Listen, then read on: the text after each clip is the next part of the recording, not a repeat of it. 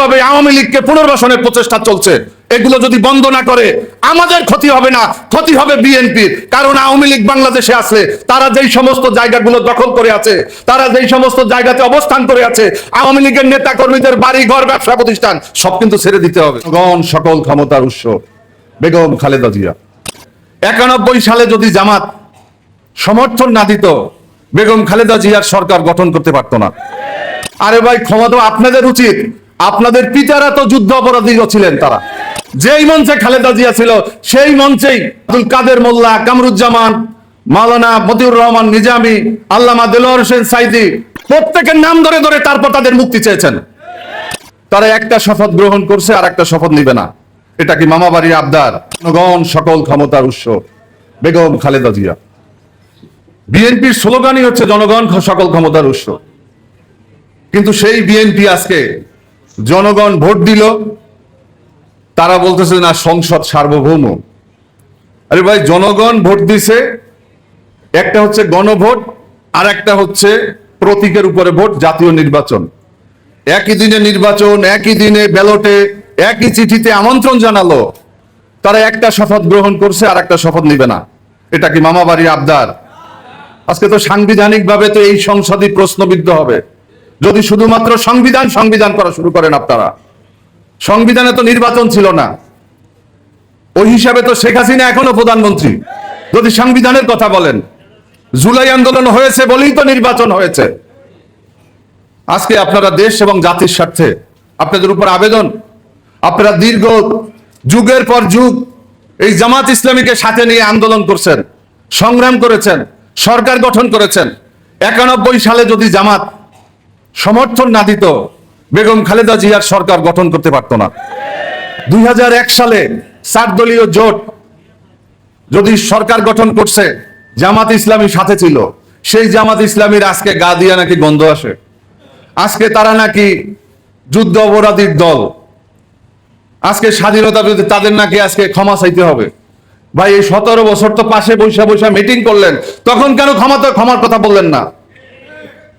বেগম খালেদা জিয়ার সাথে টেকনাফ থেকে তেতুলিয়া পুরোটা সময় 18 দলীয় জোট, সমমনা জোট, 20 দলীয় জোট। যেই মঞ্চে খালেদা জিয়া ছিল সেই মঞ্চেই আব্দুল কাদের মোল্লা, কামরুজ্জামান, মাওলানা মতিউর রহমান নিজামী, আল্লামা দেলোয়ার হোসেন সাইদি, আলী আহসান মুজাহিদ প্রত্যেকের নাম ধরে ধরে তারপর তাদের মুক্তি চেয়েছেন। আজকে আপনারা তাদের বক্তব্য দেওয়ার সময় বলেন যে ক্ষমা চাইতে হবে। আরে ভাই, ক্ষমা তো আপনাদের উচিত। আপনাদের পিতারা তো যুদ্ধ অপরাধী ছিলেন, তারা মিনিমাম এই বিএনপির শীর্ষ নেতাদের মধ্যে 10 জনের নাম বলতে পারবো যাদের পিতারা মুক্তিযুদ্ধে তাদের বিতর্কিত ভূমিকা ছিল। কাছের ঘরে বসে ঢিল ছুড়বেন না। আজকে বাংলাদেশকে বিভক্তি বিভাজনের জন্য আওয়ামী লীগ যেই পথে হেঁটেছে সেই পথে আপনারা হাঁটবেন না। আমরা একটা ঐক্যের বাংলাদেশ চাই, আমরা একটা নতুন বাংলাদেশ চাই। আমরা স্বাধীনতার 55 বছর পরে বাংলাদেশে নতুন করে মুক্তিযোদ্ধা, অমুক্তিযোদ্ধা, বিভক্তির রাজনীতি, বিভাজনের রাজনীতি, হিংসা, বিদ্বেষ এগুলোকে আমরা কবর রচনা করতে চাই। আমরা সামনে এগিয়ে যেতে চাই। আপনাদেরকে আবারও অনুরোধ করব, আজকে মিডিয়ার মাধ্যমে আপনারা যত দ্রুত বুঝতে পারবেন তত আপনাদের জন্য সুবিধা। আমরা জুলাই সনদ, গণভোটের রায় এই বাংলাদেশে বাস্তবায়ন করব এবং করেই ছাড়বো ইনশাআল্লাহ।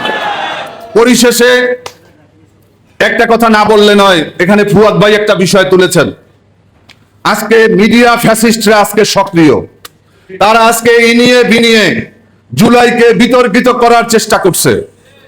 আজকে দুর্ভাগ্য, 4 মাসের মাথায় ফেস্টুন নিয়ে দাঁড়িয়েছে বালের জুলাই। কোথায় যেন দেখলাম ভিডিওতে, জুলাইয়ের সেই ইয়াতে আমার ওয়ালের নিচে, যে আমাদের গ্রাফিতির নিচে প্রস্রাব করছে সেখানে। আজকে বিএনপি কি করছে? তথ্যমন্ত্রীর কাজ কি? তাদের স্বরাষ্ট্রমন্ত্রীর কাজ কি? আজকে জুলাইয়ের প্রশ্নবিদ্ধ করার জন্য টিভি চ্যানেলগুলোতে টকশোর নামে যেভাবে আওয়ামী লীগকে পুনর্বাসনের প্রচেষ্টা চলছে, এগুলো যদি বন্ধ না করে আমাদের ক্ষতি হবে না, ক্ষতি হবে বিএনপির। কারণ আওয়ামী লীগ বাংলাদেশে আছে, তারা যেই সমস্ত জায়গাগুলো দখল করে আছে, তারা যেই সমস্ত জায়গাতে অবস্থান করে আছে, আওয়ামী লীগের নেতা কর্মীদের বাড়ি ঘর ব্যবসা প্রতিষ্ঠান সব কিন্তু ছেড়ে দিতে হবে।